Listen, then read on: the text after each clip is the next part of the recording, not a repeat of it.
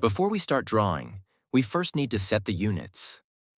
At the bottom right corner of the screen, I change the units to IPS, which stands for inch, pound, second. With this unit setup, every dimension we enter will use inches. Now, let's start creating the sketch. In the Feature Manager design tree, I select Right Plane and then click Sketch to begin drawing. Our first goal is to create the basic L-shaped sketch. I activate the Line command. Then I move the cursor to the top of the origin point until the vertical relation symbol appears. Click to start the line, move downward, and click again exactly at the origin. Next, we create a horizontal line to the left. Move the cursor to the left and click again to finish the line. Now, we will add dimensions. I select Smart Dimension, then click the vertical line. Move the cursor to the right and click again to place the dimension. Enter 0.7 inches, then press Enter. For the horizontal line, click the line, move the cursor downward, click again, and enter 0.7 inches, then press Enter. Now the sketch is fully defined. We continue to create the 3D model. I open the Features tab and choose Extruded Boss Base. In the Property Manager, under Direction 1, I change End Condition to Mid-Plane and set the depth to 6.5 inches. To make the view easier to see, I click Zoom to fit. Next, we will set the Thin Feature options. Before adjusting the parameters, I change the view to Right View so the preview can be seen clearly. I set Type to Mid-Plane, thickness to 0.09 inches, and enable Auto-Fillet corners. For the fillet radius, I enter 0.09 inches to make the corners rounded. When finished, I click OK. Then I switch the view to Isometric View to see the full model. In the Feature Manager design tree, I click Extrude Thin One, click again to rename it, and change the name to L-shaped for easier identification. Now we will smooth the edges of the model using the Fillet feature. In the Features tab, I select Fillet. Then I select the edges to be rounded. I first select the left front edge of the horizontal section, then the left top edge of the vertical section. I also select the right top edge of the vertical section, and then the right front edge of the horizontal section as well. After selecting the edges, I set the fillet radius to 0.25 inches. Then click OK. Next, we will create holes on the vertical section. I click the front face of the vertical area, then click Sketch to start a new sketch. I zoom in a little to see the working area clearly. Now, activate the Circle command.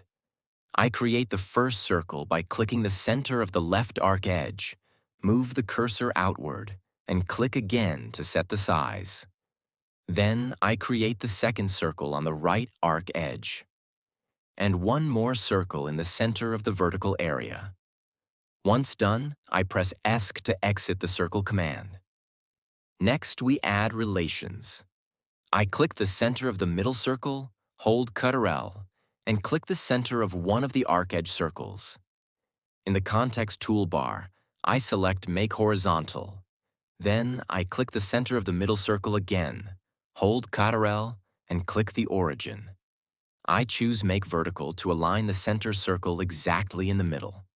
Next, I click one circle, hold Ctrl, and click the other circle.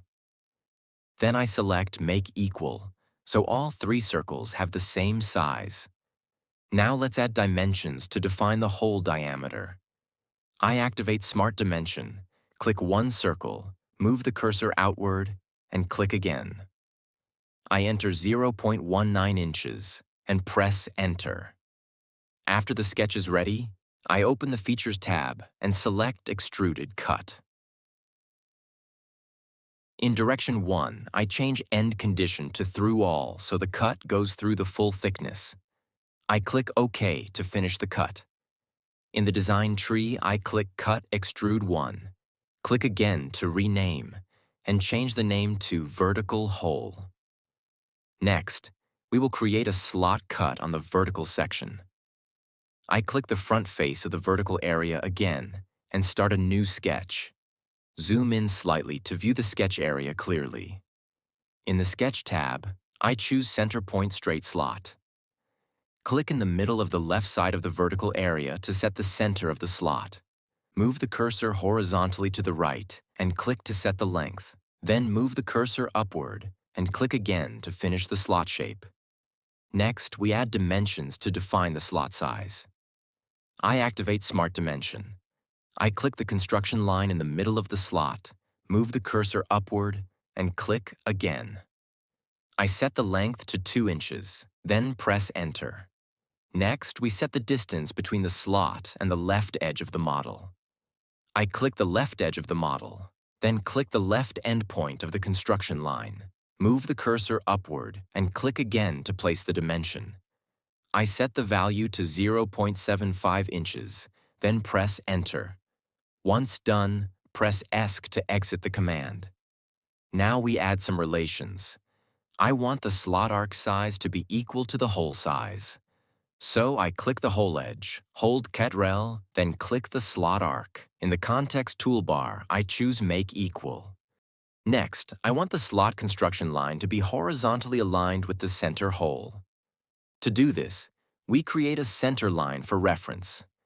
I activate Center Line, click the center of the middle hole, move downward to the midpoint of the horizontal edge, and click. Press Escape to exit Centerline command. Now I click the top endpoint of the center line. Hold Ctrl, then click the slot arc center.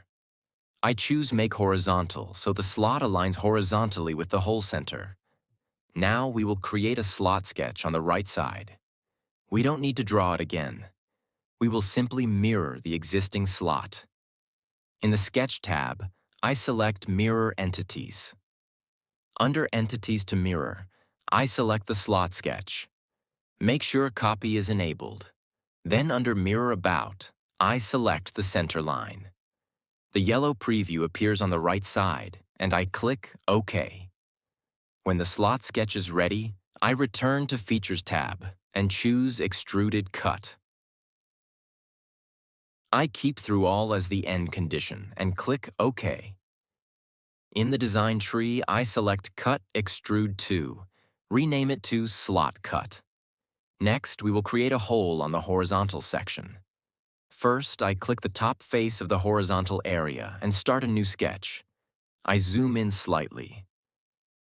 Then I activate Circle, click the center of the left arc, move the cursor outward and click again. Now add dimensions.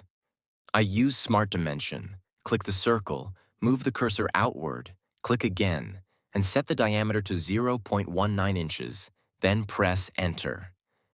Next, in the Features tab, I select Extruded Cut and keep through all. Click OK. In the design tree, I rename Cut Extrude 3 to Horizontal Hole. Now we will duplicate the horizontal hole using Linear Pattern. In the Features tab, I choose Linear Pattern. First, I select the feature to duplicate. Under Features to Pattern, I select Horizontal Hole. Next, we define the direction. I click Pattern Direction and select the top front edge of the model as the direction reference. Then here, I use Up to Reference. Under Reference Geometry, I select the right edge of the horizontal area. To see the preview more clearly, I switch to Top View and zoom in a bit. Now we set the number of holes. Under Number of Instances, I set it to 13. The spacing updates automatically. Next, we need to set the distance from the right edge to the last hole. I want the distance to match the distance from the left edge to the first hole. To determine the value, I measure it. I go to the Evaluate tab, choose Measure. Click the left edge of the model, then click the circle edge of the first hole. The distance is 0.25 inches. I close the Measure command. Back in Linear Pattern Settings, under Offset Distance, I enter 0.25 inches. In the preview, we can see that the distance from the last instance to the right edge is now the same as the distance from the left edge to the first hole. Next, I need to skip some hole instances. I scroll down the Property Manager and open Instances to skip. In the preview, a sign appears on each instance to exclude it. I click the center hole, and also 2 holes in the middle left, and 2 holes in the middle right. After the preview looks correct, I click OK. Then I switch to Trimetric View and zoom in slightly to see the final result. In the design tree, I rename LPattern 1 to Horizontal Hole, LPattern. All right, the slotted support bracket model is now complete. As the final step, I click Save.